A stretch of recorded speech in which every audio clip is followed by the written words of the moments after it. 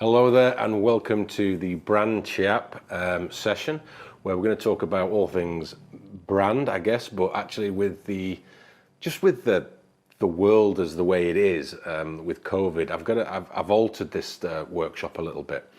What I want to do is kind of like really introduce myself, talk through the key points that I think are important in brand in general. But I'm going to skip through that because you may well have seen my previous talks at the shows, and I don't really want to duplicate that because there's something bigger and more important, I think, that's really facing us all right here, right now, and that's obviously COVID. But also it's things like Black Lives Matter, it's things like the global crisis, there's a lot of stuff going on, especially at the moment, that all may seem very separated, but they're having a huge impact on people's psyche and ultimately, if we think about our businesses, the consumers that these people ultimately are as well. So I think there's definitely some energy, and I saw this coming for a number of years. Didn't see COVID coming. Let's not, I'm not that Nostradamus about anything. But there was definitely certain energies that you've seen bubble to the top, and I think things like COVID add to that pressure cooker. And so as brands, as businesses, as people that are trying to navigate income businesses and build things in an environment like this, we have to take these into account, because I think if we don't, we just want to revert back to the normal. Not a new normal, or not something that could be better after this. So I just kind of want to talk about things like that as well. So ultimately, if we get to the chase, I mean, who am I and why is it worth even listening to me? Well, my name's Adam Thorp. I'm a self-proclaimed brand chap. And I've been working in the industry in marketing, brand and kind of consumer psychology for probably about 25 years, maybe a little bit more now. That's owning agencies, working for agencies at the very, very early stage, but very quickly I owned an agency and grew that, sold that one, and then started again in different guises as the brand journey continued. And I kind of left design agency stuff as a secondary, because it's the brand element, the brand world that really interests me.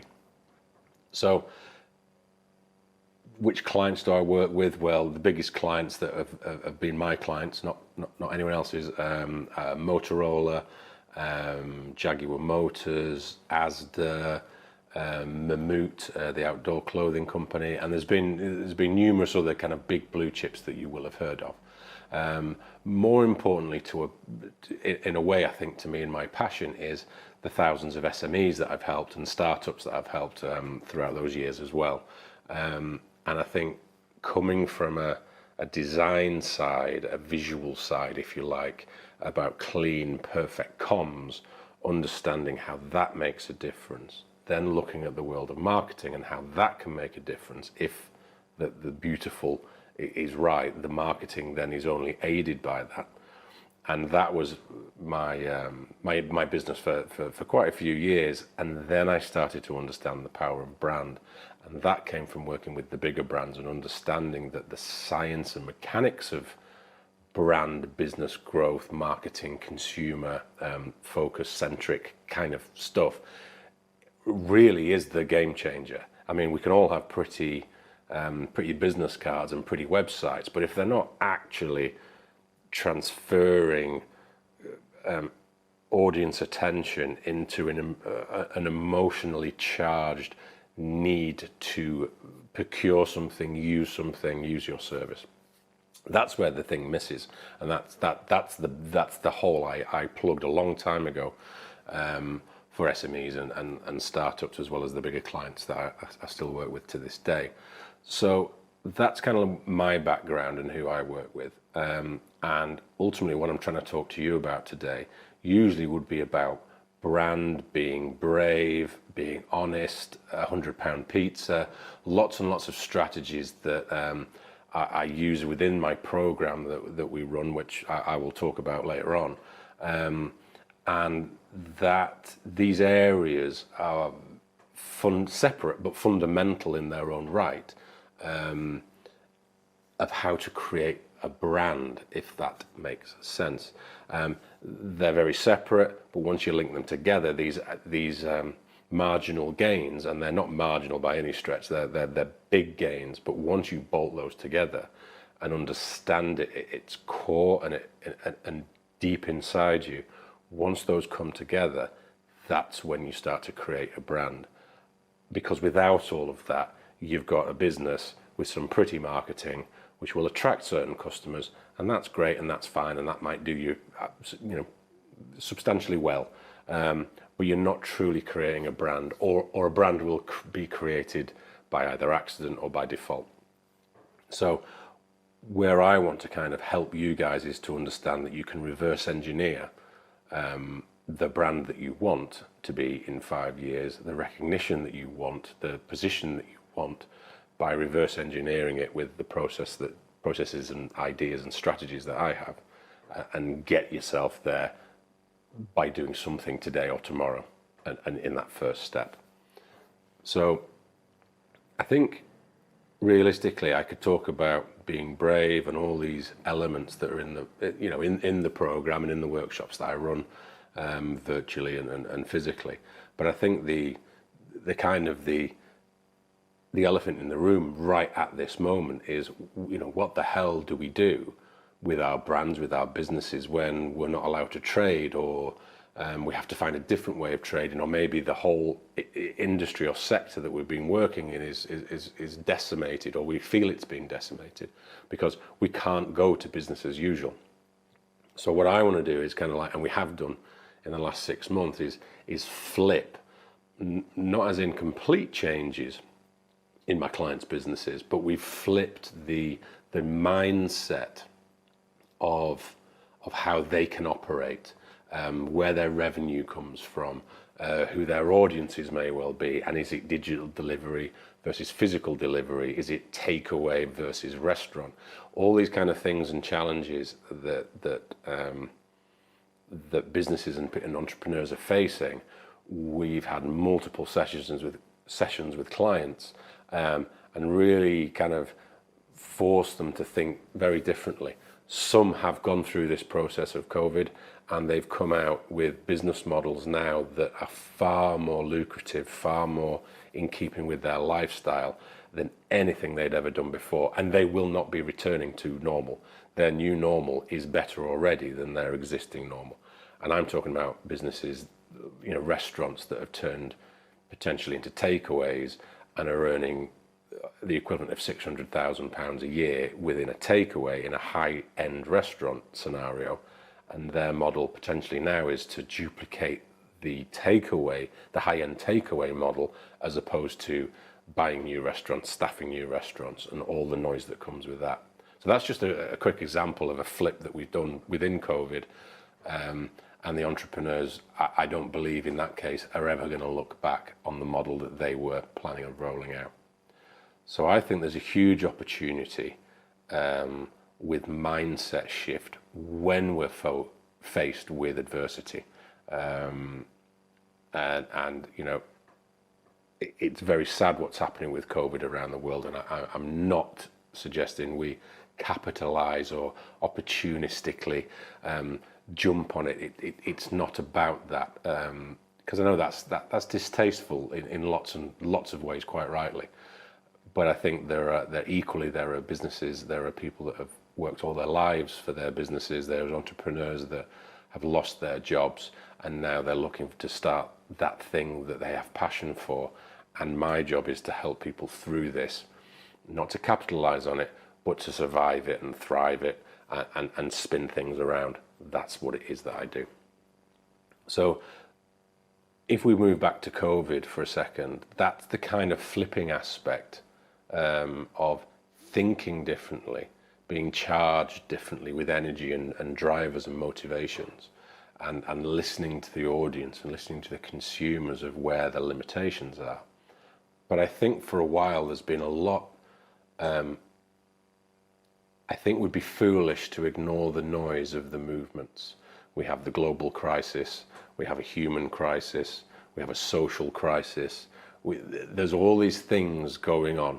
irrelevant almost, I would say, of how you personally feel about this and where the global crisis starts and finishes and the reasons why, and all that kind of debate which can create big arguments. I think you'd be pretty blinkered not to see that there are audiences out there, for want of a better phrase, and communities and human beings ultimately that care, that are awakening to these concepts, wanting to choose better, wanting to do better. I personally have a daughter who's just turned 18, and she buys the majority of her clothes from a place called Depop. I have never looked at Depop. However, she's very proud that Depop sells second-hand clothes. It's a bit like a cool eBay. Second-hand clothes, vintage, I think they would probably call it.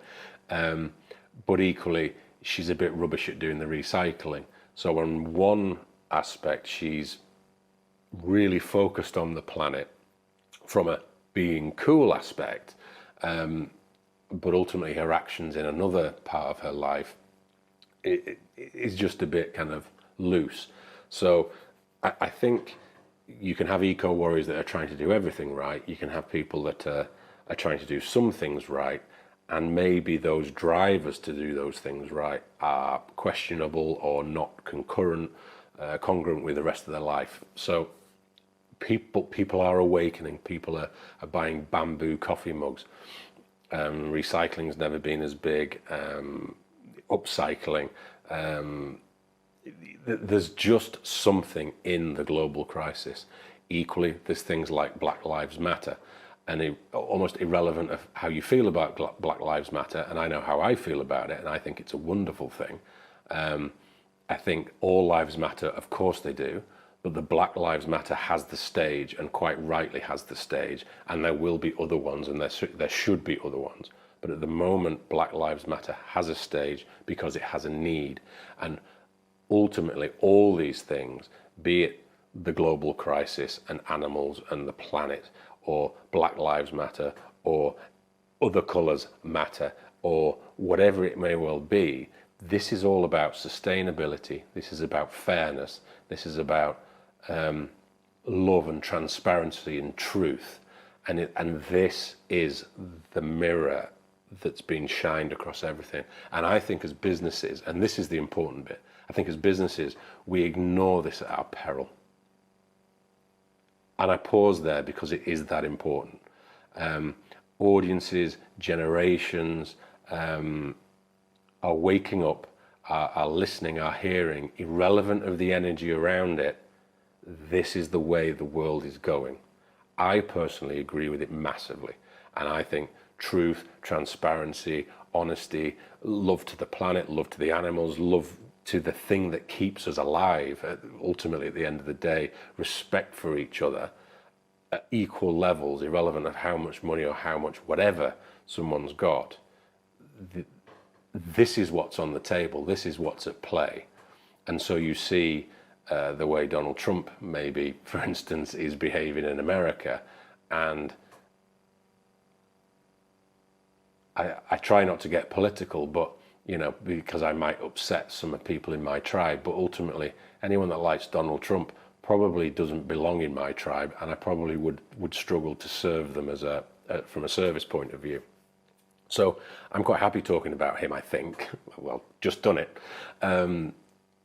about how awful as a man he is. Telling untruths, manipulation, not seeming to care about the planet, not seeming to care about human beings really, unless they're benefiting him. That is what is everything that is wrong, and this is where we have the resistance. What he promised was a shift, a change, truth, honesty, and that's why he's where he's at. I think he'll get another term, but it is veneered in wrongdoing, if that makes sense. So there is a movement, there is something going on, and if we as businesses do not get on board with this in whichever way we can or whichever way we feel appropriate, this will leave us behind. It will set us apart, which can be a good thing sometimes if your audience is that way out. But generally speaking, love, honesty and truth, and a resistance to accept the status quo as it has been is here. So businesses have to respond. I personally have made myself zero, carbon free in the business and at home. I do that by planting trees around the world, and I donate monies like that.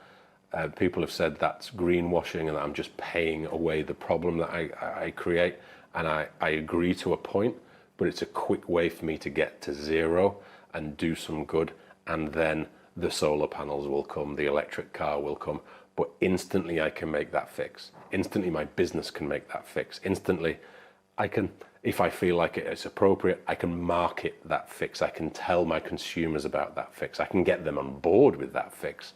And hence the reason why I've started another organization called Healing Brands, which I would love you to get involved with, which not only allows you easy ways to do the same as what I've been doing, but also gives you the training of how to market those things in a tasteful way that isn't greenwashing. It gives you the artillery to combat the negative effects. And I've had that personally from people very close to me, kind of saying, well, you're not perfect. Well, you drive that car. Well, you do this. Well, you do that. And all these are attacks to stop me doing something.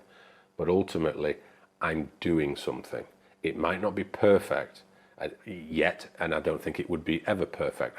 We would all have to live in caves with no cars and no holidays and no, food from the supermarket. And supermarkets would have to go, and cars would have to go, and we'd all have to live in caves, and we'd have to worry about what fires to light in our caves. So that's nonsensical. That's not using technology to our advantage. So I think there's just a point where businesses and organizations and even staff can get on board doing good.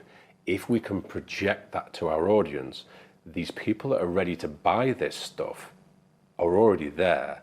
So if you have brand A and brand B, and brand A is doing nothing to help climate, Black Lives Matter, trees, whatever it might well be, and it's £1.50 a product, and you have £1.50 product here, but they're doing good, realistically, you're going to pick the one that's doing some good. You might even pay more for the one that's doing some good. And so all these things are marginal gains. And I've had big debates about, brands doing good with clients, multiple ones. Some have seen it for what it is, which is ultimately the way I like to think of it, which is irrelevant of me advertising the point, irrelevant of me telling people about the point. I know that I'm doing it and it's the right thing. And at the end of my life, I can, which is all big stuff. This is all self-important, egotistical, if you want to see like that. But on my deathbed, I want to know I made a difference. And I want to know that I tried to leave the planet as best as I could without damaging it. And so that's my driver on this, and make sure that my kids and their kids and their kids and their kids and their kids and kids that I will never ever see or meet have an all right world to live in. That's my driver. Now, the other driver is I will tell people about it because I've got an organization and I want to bring you guys in and other people that I meet into the organization of Healing Brands. And we all start working towards it and singularly and collectively. We start to make a change, we start to make an impact, and we make it easy, and we understand the levels of marketing. And moving on to marketing, then the other way of looking at it, and some of the people I work with have seen it completely this way, is they obviously, this sounds horrible, they obviously don't really worry about the planet. They can see it purely as an opportunity to market, be different, and gain market share. Now, I have to bite the back of my hand a little bit when those conversations are happening. But ultimately, there's a higher plane of thinking here, which is for my goal, which is to get more businesses involved in this way of thinking. At least they're doing some good. They may be doing it, the drivers may be for the wrong reasons, but at least they're doing some good, if that makes sense. Now, what's happened to everyone that's come on this journey with me so far is it may well have started with marketing, but it's infectious. The way I talk about it is passionate and it's infectious. They see the marketing tools that we offer them. We explain the reasons why not to really promote things in a certain way, because it would be seen as negative as opposed to positive. And we help shift and mold those businesses into starting that process of awakening, I guess.